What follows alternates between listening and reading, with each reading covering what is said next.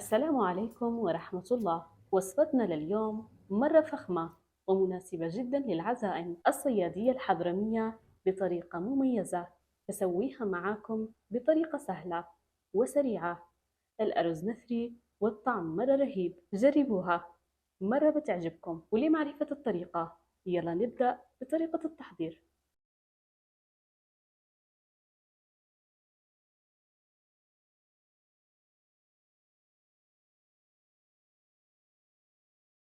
ولعمل الصيادية الحضرمية أولاً بنحتاج الأرز.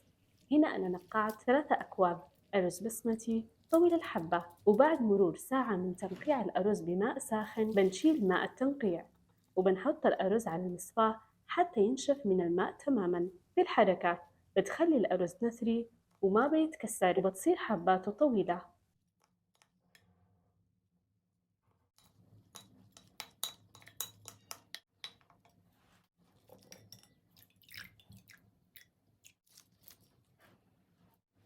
وبعدين بننتقل لتجهيز تتبيلة الصيادية.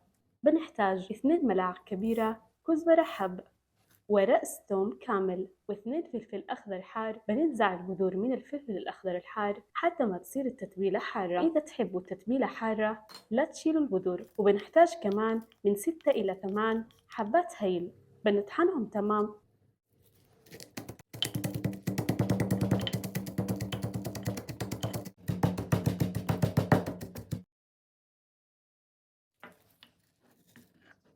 وبعدين بنحط عليهم ملعقة كبيرة كمون وملعقة صغيرة قرفة ونصف ملعقة صغيرة فلفل أسود وملعقة صغيرة كاري. وبنخلط البهارات يلي ضفناها مع التتبيلة تمام.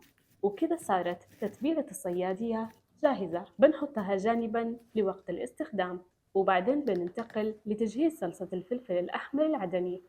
معي هنا حوالي ربع كيلو من الفلفل الأحمر العدني. بنغسل الفلفل الأحمر العدني تمام وبنشيل البذور من الفلفل حتى ما يصير معجون الفلفل الأحمر العدني حار. وبعدين بنحط الفلفل الأحمر العدني في ماء ساخن وبنخليه يستوي على نار هادئة بعد الغليان لمدة ربع ساعة.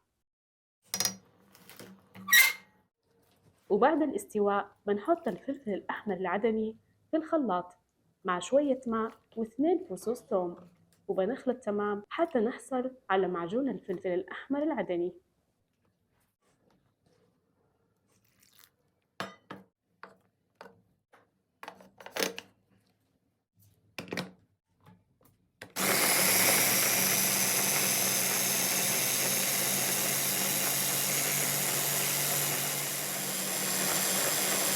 وكذا صار معجون الفلفل الأحمر العدني جاهز. بنحطه جانبا لوقت الاستخدام. وبعد ما جهزنا التتبيلة ومعجون الفلفل الأحمر العدني وكمان نقعنا الأرز وخليناه ينشف بننتقل لمرحلة طبخ الصيادية. بنحط في قدر على النار بصلتين كبيرتين مقطعين قطع صغيرة. بنقلب البصل حتى ينشف من الماء تماما، لأن حركة تقليب البصل حتى ينشف من الماء تماما بيخلي البصل يتحمر بسرعة وكمان بيصير لون البصل مثل لون الكراميل. بنحط على البصل بعد ما ينشف من الماء تماما 6 ملاعق كبيرة زيت نباتي وبهارات صحيحة، لومي وقرفة وورق غار وفلفل أسود وقرنفل وقطعة صغيرة من بهار الشيبة. بتعطي نكهة مرة رهيبة للصيادية. طبعا بهار اللومي بنسوي بكل حبة ثقب من الجهتين حتى نحصل على الطعم الحلو للومي في الصيادية. وبعدين بنقلب البصل مع البهارات الصحيحة حتى يصير لون البصل بني فاتح.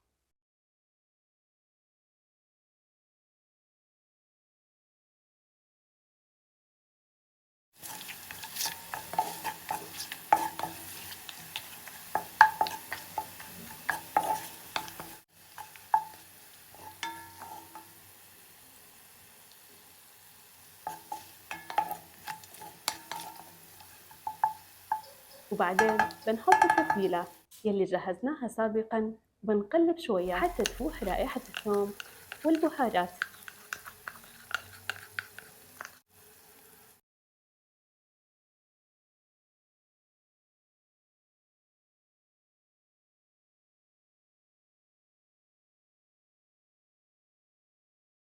ملعقة كبيرة معجون طماطم، وبنقلب شوية حتى يتسبك معجون الطماطم. وبعدها بنضيف 2 طماطم مبشورين أو معصورين، و4 ملاعق كبيرة من الفلفل الأحمر العدني يلي جهزناه سابقاً.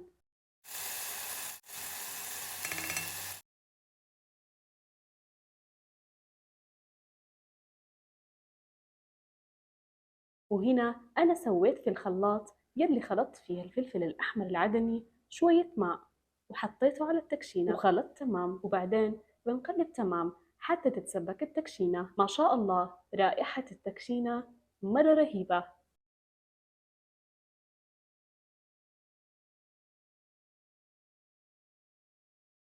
وبعدين بنضيف لتر ماء مغلي على التكشينة وبنخلط تمام الماء مع التكشينة حتى يصير معانا مرقة لتسوية السمك.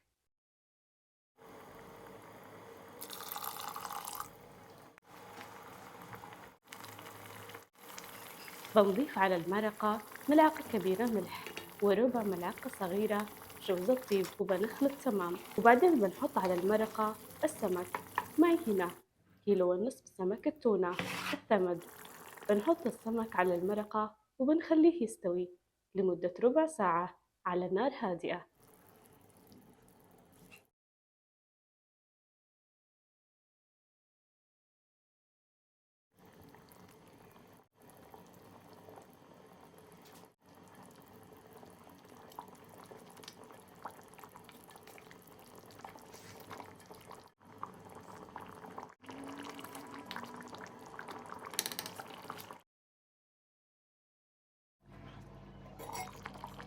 وبعد مرور ربع ساعة بنشيل السمك من المرقة وبنخلي النار عالية حتى تثقل المرقة وتصير معانا صوص، لأنه بناخد منه مقدار ملعقتين صوص عشان بنقدمه مع الأرز، بيصير طعمه مع الأرز مرة رهيب.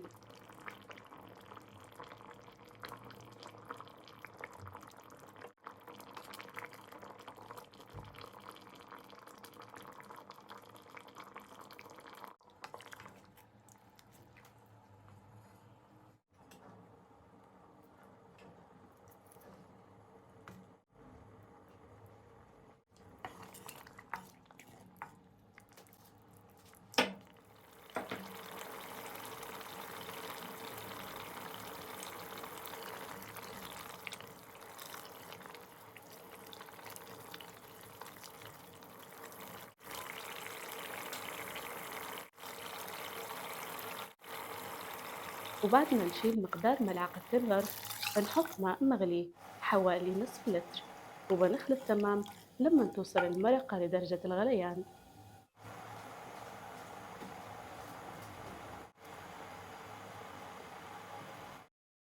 ولما توصل المرقة لدرجة الغليان بنحط الأرز وبنضيف كمان فلفل أخضر حار وبنخلي النار عالية حتى تظهر حبات الأرز.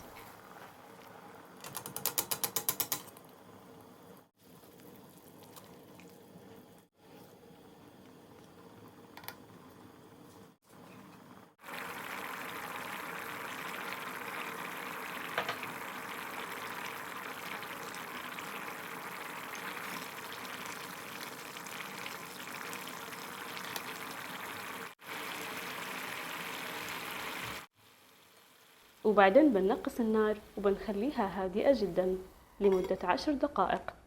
وعلى بال ما يستوي الأرز بنحط السمك في صحن وبنخليه يتحمر شوية. للذي يحب يحمر السمك بنحط السمك في الصحن وبنحط على السمك شوية من الصوص يلي شلناه مسبقا، وبعدين بنحط الصحن في الفرن النار من فوق لمدة 8 دقائق.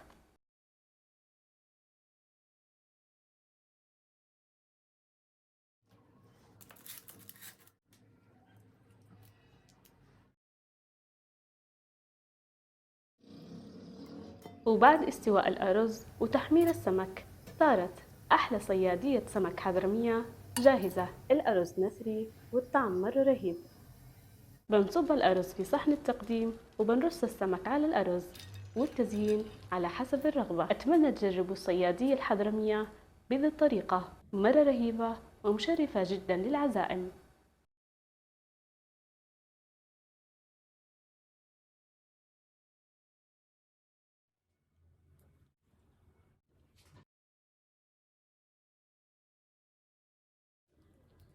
وأخيرا أتمنى تكونوا استمتعتوا في فيديو اليوم، وأتمنى تشاركوا الفيديو مع أصدقائكم. في أمان الله.